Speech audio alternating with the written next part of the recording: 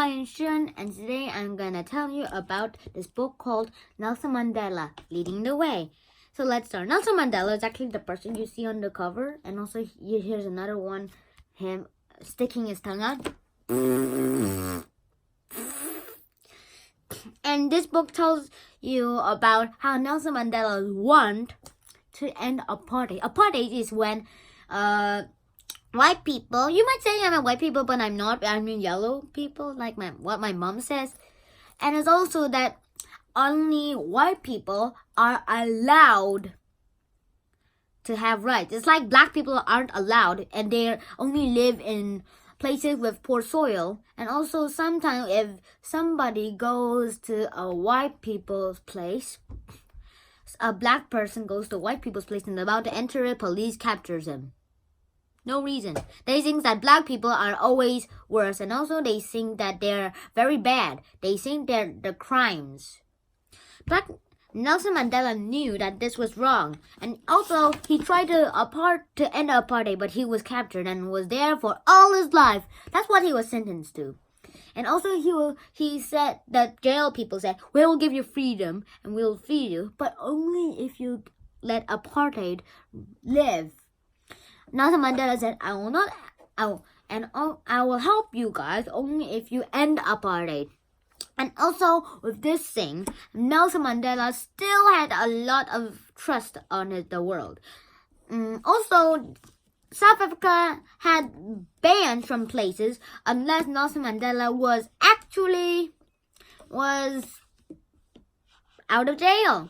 And also it was said, hey, both the cards for who, and they sent him to him. And also that this code number called 4999994 is actually a freedom code for today in South Africa. It's just that in 1964, South Africa was banned from Japan Olympics and also all the Olympics. And in England, it's celebrated in 1988. They celebrated Nelson's 70th birthday, and the jail got 11 bags of birthday cards. And also the United Nations in 1964, South Africa was banned from the United Nations. And also in South Africa, today people celebrate Nelson Mandela's International Day on his birthday, and they spare 67 minutes of their time, which is 1 hour and 7 minutes of their time, to help the world and apartheid, almost every part. And also it actually does that. It's also that he also won the Nobel Peace Prize, and he was also elected president in 1994.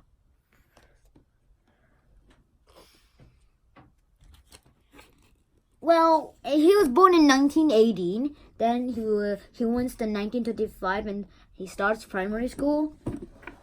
Then he stages student protest at the Fort Hare University in 1940. I can read backwards. In 1952, he leads the definite. In 1944, he attends his first ANC meeting. In 1952, he leads the Defendants campaign. In 1958, he is arrested for treason. 1961, he goes into hiding. 1964, sentenced to life in prison and sent to Robben Island.